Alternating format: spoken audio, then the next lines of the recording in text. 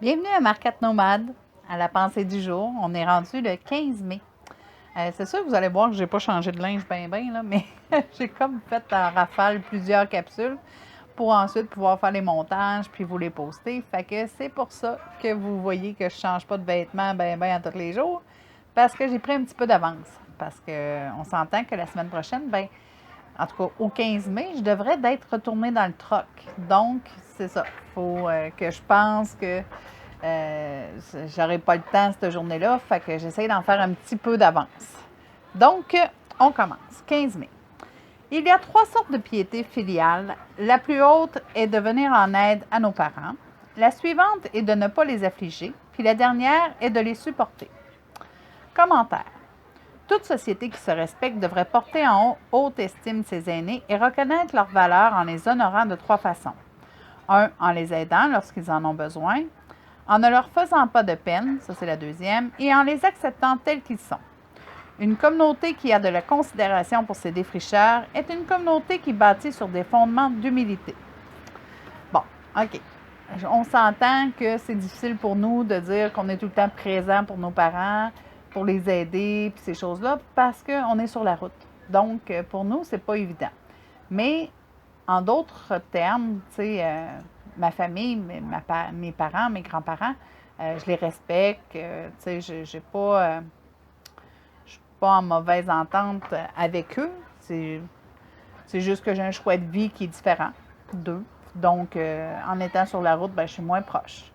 Mais ça ne m'empêche pas de les appeler, de prendre de leurs nouvelles, de les tenir au courant. T'sais. Puis, quand ils ont des conseils, je les prends, je les écoute parce qu'ils ont une expérience, ils ont une ancienneté que nous, on n'a pas, qu'on est en train de bâtir. Veut pas notre vie, on la file au fil du temps. Hein? Fait que c'est ça. C'est pas celle qui me parle le plus, mais parce que ça me rejoint pas parce qu'on n'est pas là, mais de les supporter, oui. Puis de ne pas les inquiéter pour rien, oui, c'est important. De donner des nouvelles puis de les tenir au courant un petit peu de ce qu'on fait, de ce qu'on vit, de ce qu'on pense, puis qu'on les aime aussi. Ensuite, les fondements d'humilité, ben oui, c'est normal. C'est à quelque part, ils nous ont mis au monde, ils nous ont donné la vie. Puis au fil du temps, on bâtit une famille autour de nous. Hein? On a notre famille de sang, mais on a notre famille, moi j'appelle ça la famille d'être. Hein? C'est la famille qu'on s'est bâtie au fil du temps aussi. Puis c'est aussi fort que la famille de sang, je pense.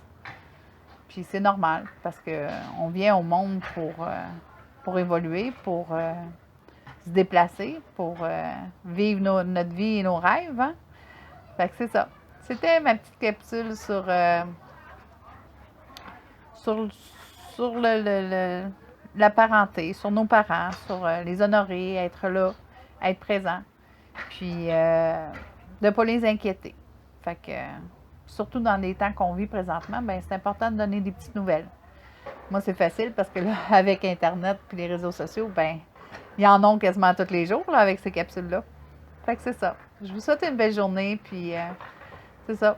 Pensez que vous avez des parents et que vous êtes parents d'enfants aussi, hein? Fait que vous voulez que la tradition continue. Ciao, bonne journée!